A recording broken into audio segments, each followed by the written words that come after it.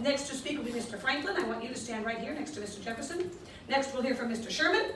Right there, perfect. Mr. Livingston, I presume, and Mr. Adams. Now, founding a country is pretty exciting. Say, how exciting? How exciting! Well, it's very dramatic, so I'm going to give you a word that you, the delegates, will shout out over and over at the end of each one of their speeches, and you will continue to shout until Mr. Hancock calls for order by saying, you'll never guess what? Order, order. Let me hear you all go, blah, blah, blah. Blah, blah, blah. Order, order. Order, Keep shouting. Blah, blah, blah. Order, Well done. You seem like a very presidential guy. When you hear Mr. Hancock call for order, you stop shouting. So I'll give you the word, and you'll be very emotional, and you'll shout that word. Mr. Hancock, when it's your turn to speak, you will stand up and go to the star, and then return to your chair. Only he can call for order, so he has to get the microphone at the end of each one of your speeches. Mr. Hancock. Gentlemen, as President of the Second Continental Congress, I say we let King George III of England know how we feel. We have talked about many things he has done to upset us, such as the Courting Act, the Proclamation of 1763, and taxation without representation. I have asked Thomas Jefferson to head a committee to write a document explaining that we want to be free and an independent country. Independence. Independence! Keep shouting. He hasn't called for order. Order! Mr. Jefferson. And for Not yet. Mr. Jefferson. Here is how I started the new document. When in the course of human events it becomes necessary for one people to dissolve the political bands which have connected them with another and to assume among the powers of the earth the separate and equal station to which the laws of nature and of nature's God entitle them. A decent respect to the opinions of mankind requires that they should declare the causes which impel them to separate.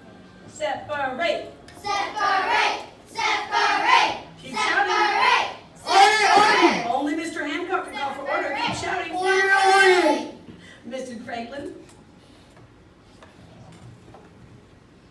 It continues with the declaration of our rights as free men. We hold these truths to be self-evident that all men are created equal and they are endowed by the Creator with certain unalienable rights, that among these are life, liberty, and the pursuit of happiness. We want rights. We want rights! We want rights! Order! Mr. Sherman. That to secure these rights, governments are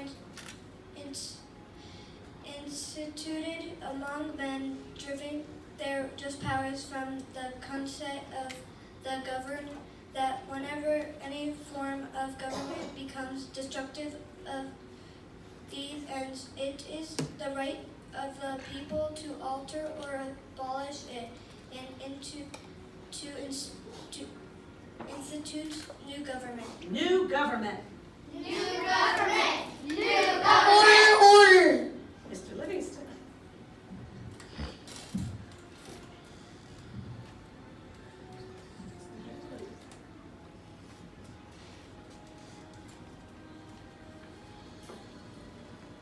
We have included the examples of the evil things that King George has done to us. He has sent armies even though there is peace.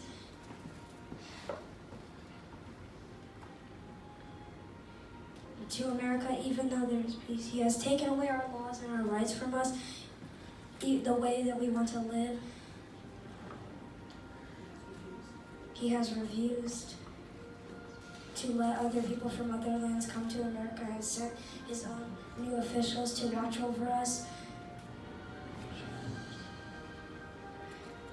He has told the Indians to riot attack and kill Americans. He even protects his soldiers when they are guilty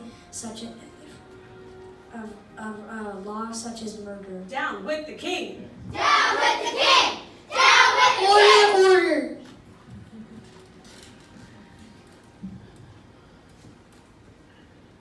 After listening to our complaints, we have given our statement of independence. We, the representatives of the United States of America and General Congress, assembled appealingly to the Supreme Judge of the world, willingness of our intentions, due in the name and authority and of the good people of those colonies, solemnly publish and declare those United colonies are and our right ought to be free and independent states. Hear, hear.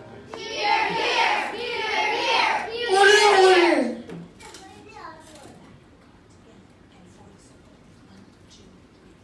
And for the support of this declaration with a firm reliance on the protection of divine providence. We mutually pledge to each other our lives, our fortunes, and our sacred honor. They pledge their lives, their fortunes, and their sacred honor, all for freedom. A round of applause. Take a bow for our new fathers. Nice job, you six. Head on back to your chair. Well done. Every founding father earned for his team another 50 points in